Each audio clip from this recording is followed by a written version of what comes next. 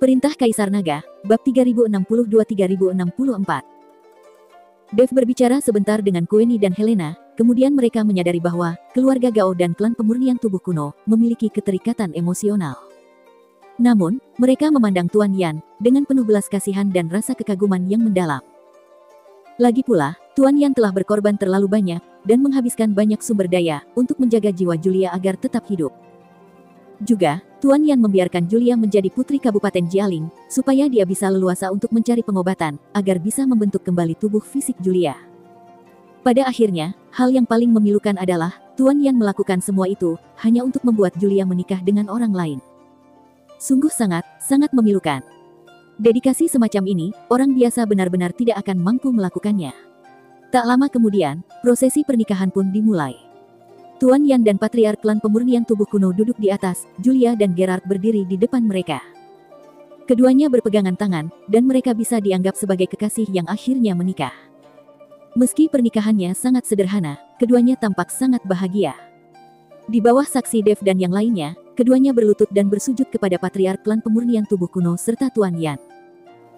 Pada saat ini, Gerard juga dengan tulus bersujud kepada Tuan Yan. Keduanya adalah saingan cinta sebelumnya, tetapi sekarang, Gerard bersedia memanggilnya dengan Kakak Yan. Pengorbanan dan keikhlasan Tuan Yan berada di luar jangkauan orang biasa. Setelah acara pernikahan selesai diadakan, Gerard dan yang lainnya berencana untuk kembali ke tanah di ujung utara. Sejak saat itu, tidak akan ada lagi yang namanya Julia di Kabupaten Jialing ini. Tuan Chen, aku mempercayakan adik perempuanku kepadamu, aku harap kamu bisa melindunginya dengan baik.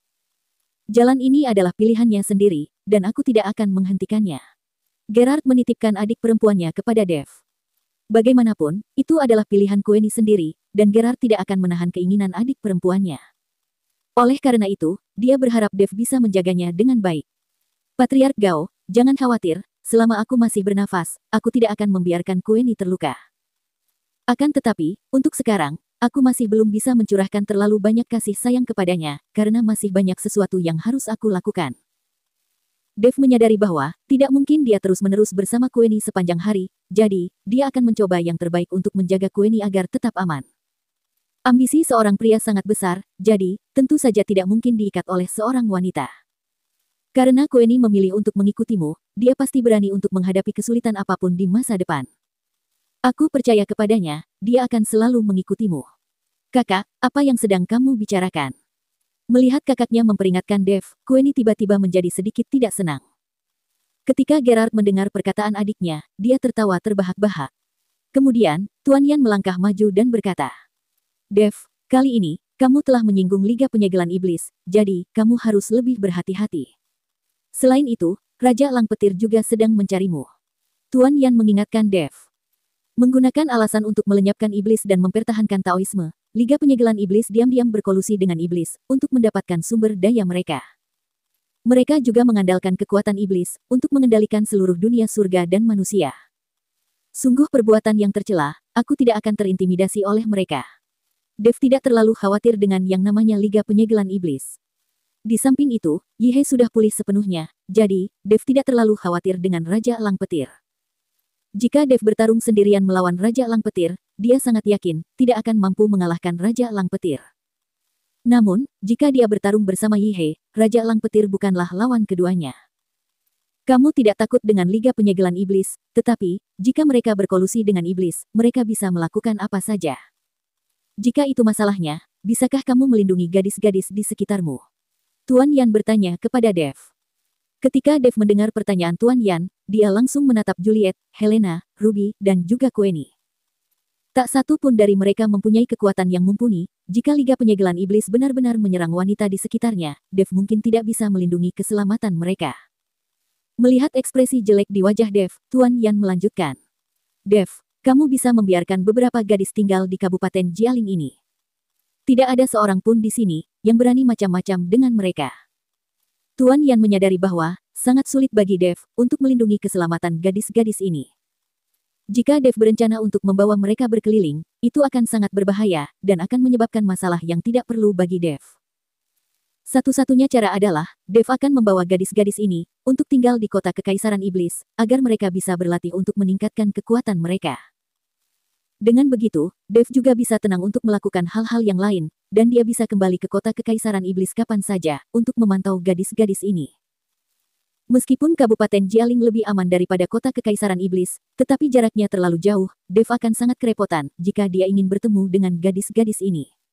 Akhirnya, Dev membuka mulutnya dan berkata, "Terima kasih Tuan Yan, atas perhatian dan kebaikanmu. Aku akan membawa mereka ke kota Kekaisaran Iblis.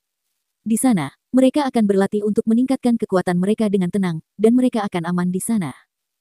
Setelah mendengar apa yang dikatakan Dev, Tuan Yan tidak ingin menghentikannya. Setelah mengucapkan selamat tinggal kepada Tuan Yan, Dev meninggalkan Kabupaten Jialing dengan kelompoknya. Setelah keluar dari gerbang kota Kabupaten Jialing, Dev berbalik untuk menoleh ke arah bangunan di tengah kota Kabupaten Jialing dengan penuh emosi. Dia benar-benar tidak pernah membayangkan, di balik Kabupaten Jialing yang begitu megah, ada kisah cinta yang sangat tragis. "Tuan Chen, aku telah memberitahu Sekte Terbang untuk mengirim pesawat agar bisa menjemput kita. Ketika kita bepergian dengan pesawat, itu akan menghemat banyak energi dan waktu kita," kata Yulian kepada Dev. Setelah acara Asosiasi Alkemis Kabupaten Jialing telah berakhir, tidak akan terlalu banyak orang yang datang ke Kabupaten Jialing. Jadi, rute pesawat yang terbang ke Kabupaten Jialing dari Sekte Terbang juga akan sangat berkurang. Bagaimanapun, Sekte Terbang adalah sekte komersial untuk mencari keuntungan, dan mereka hanya akan melakukannya jika mereka dapat menghasilkan uang. Sekarang, semakin sedikit orang yang datang ke Kabupaten Jialing, jadi rute penerbangannya akan dikurangi. Namun, di masa depan, mungkin tidak akan ada lagi pesawat terbang yang datang ke Kabupaten Jialing. Sekarang, setelah tubuh fisik Julia telah pulih, Kabupaten Jialing tidak perlu lagi mengadakan pertemuan asosiasi alkemis. Tanpa adanya pertemuan besar seperti itu, tidak ada yang akan datang ke Kabupaten Jialing. Namun, Yulian, sebagai tuan muda dari Sekte Terbang, hanya perlu mengatakan sepatah kata, dan pesawat terbang akan segera datang untuk menjemputnya. "Baiklah, mari kita tunggu pesawatnya." Dev mengangguk. Dia menyadari bahwa akan memakan waktu terlalu lama untuk perjalanan kembali ke kota Kekaisaran Iblis, dan sekarang Yihe sudah tidak sabar untuk segera kembali ke kota Kekaisaran Iblis. Yihe pasti sangat khawatir dengan bagaimana Ben akan menghancurkan kota Kekaisaran Iblisnya selama periode waktu ini. Namun, ketika Dev dan yang lainnya sedang menunggu pesawat, aura menakutkan tiba-tiba menyerang dari segala arah. Merasakan betapa dahsyatnya nafas ini, Dev sangat terkejut. Dia tahu bahwa ini adalah kedatangan Raja Lang Petir. Wajah semua orang berubah menjadi gugup ketika mereka merasakan nafas ini. Merasakan besarnya nafas yang datang ke arahnya, Yihe mengguncang tubuhnya sedikit, dan aura besar dilepaskan dari tubuhnya, menyelimuti beberapa orang secara langsung. Dia sudah pulih sekarang, tentu saja, dia harus melindungi Dev dan yang lainnya. "Bocah, kamu akhirnya muncul juga." Segera, sosok Raja Elang Petir muncul di udara, dan di belakangnya, ada ratusan elang petir yang haus darah. Saat melihat ratusan elang petir yang haus darah itu, ekspresi Dev dan Yihe menjadi jelek. Jika hanya ada Raja Elang Petir sendirian, mereka berdua pasti bisa mengalahkannya. Akan tetapi, sekarang ada ratusan elang petir yang haus darah di belakang Raja Elang Petir, ini akan sangat merepotkan. Raja Elang Petir menatap Dev, matanya penuh amarah. Saat di Kabupaten Jialing, Tuan Yan menghentikannya, jadi, dia tidak bisa melakukan apa-apa kepada Dev. Dia terus menunggu di luar, agar bisa menemukan Dev. Untungnya, dia terus bertahan selama ini, dan akhirnya melihat Dev muncul, setelah beberapa hari. "Bocah, kamu berani mencuri buah guntur langitku, hukumannya adalah kematian," kata Raja Elang Petir dengan suara dingin. "Raja Elang Petir, aku masih ada di sini, dan kamu ingin melakukan sesuatu kepada Tuan Chen. Tidakkah kamu terlalu lancang?" Yihe berdiri di depan Dev, dan napasnya terus melonjak. Raja Elang Petir melirik Yihe, kemudian mendengus dingin. "Yihe, aku tidak berharap kamu memulihkan kekuatanmu begitu cepat. Meskipun jika kamu sudah pulih, bisakah kamu menghentikanku?" Setelah Raja Elang Petir selesai berbicara, dia tiba-tiba mengangkat tangannya, energi spiritual datang dari segala arah, dan langsung memadat menjadi cetakan telapak tangan yang besar. Guntur dan kilat bergemuruh di bawah bayang-bayang telapak tangan ini, sangat mirip dengan telapak guntur milik Dev. Gemuruh. Raja Elang Petir mengayunkan lengannya, dan cetakan telapak tangan menembus kehampaan, meraung ke arah Dev dan yang lainnya, untuk menekan mereka ke dalam tanah. Melihat serangan datang ke arahnya, Yihe melambaikan kedua telapak tangannya, kemudian membentuk perisai kedap udara di sekitar mereka dalam sekejap. Yi He menyadari bahwa, dengan kekuatan Raja Elang Petir yang begitu besar, bahkan sedikit nafasnya, akan membahayakan nyawa orang lain. Pada saat ini, Dev mengangkat telapak tangannya, awan hitam berkumpul di atasnya, dengan sumber kekuatan asal guntur dan kilat, dia memusatkan energi dengan telapak tangannya. Dengan Yi He melindungi yang lain, Dev bisa melakukan yang terbaik, untuk mencoba melawan Raja Elang Petir. Meskipun dia tahu bahwa, ada celah yang besar dalam kekuatan antara dirinya dan Raja Elang Petir, tetapi Dev tidak bisa duduk diam. Segera, telapak guntur muncul di udara, disertai dengan awan hitam dan guntur yang bergemuruh, kemudian guntur dan kilat ini berkumpul menjadi naga raksasa. Naga raksasa itu meraung, dan bergegas menuju telapak tangan Raja Elang Petir. Melihat begitu dahsyat serangan Dev, mata Raja Elang Petir terbelalak tidak percaya. Dia bisa merasakan, kekuatan guntur dan kilat yang terkandung di telapak tangan Dev, yang bahkan lebih kuat dari telapak tangan guntur miliknya. Dalam hal kekuatan guntur dan kilat, Raja Elang Petir mungkin tidak bisa menandingi kekuatan Dev. Kali ini, Raja Elang Iblis mengerutkan kening. Akan tetapi, hal ini juga membuatnya semakin marah, karena dia tahu bahwa, alasan mengapa Dev memiliki kekuatan petir yang begitu besar, pasti disebabkan oleh buah guntur langit miliknya. Gemuruh. Kedua telapak tangan itu bertabrakan di udara, dan efek ledakan auranya terhempas ke segala arah, disertai dengan efek gelombang kejut yang menyapu area di sekitarnya, seperti sedang terjadi badai angin kencang. Bebatuan dan pepohonan di sekitarnya terlempar satu demi satu, dan bahkan sebuah bukit kecil yang tidak jauh dari sana, langsung rata dengan tanah, akibat efek dari benturan dua kekuatan tersebut. Untungnya, Dev bisa memblokir dengan telapak gunturnya, dan serangan dari cetakan telapak tangan Raja Elang Petir, tidak melukai Ruby dan yang lainnya. Juga, perisai nafas yang dibuat oleh Yi He, mampu memblokir semua efek gelombang kejut yang datang ke arah mereka. Namun, serangan telapak tangan ini, membuat wajah Dev sangat jelek, yang membuat darahnya terus melonjak. Nak, aku tidak menyangka, kamu cukup kuat. Pantas saja, kamu bisa memetik buah guntur langitku.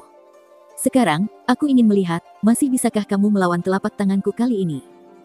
Raja Elang Petir berkata kepada Dev. Ratusan elang guntur yang haus darah di belakang juga mulai bersiap, siap menyerang kapan saja. Melihat semua itu, wajah semua orang menjadi muram. Tuan Chen, bawa semua orang dan pergi dengan cepat. Aku akan menghentikan Raja Elang Petir. Jika aku tidak kembali, kota Kekaisaran Iblis aku percayakan kepadamu. Begitu melihat gawatnya situasi ini, Yi He membuat keputusan yang berat. Dia akan menggunakan hidupnya, untuk membuka jalan keluar bagi Dev dan yang lainnya.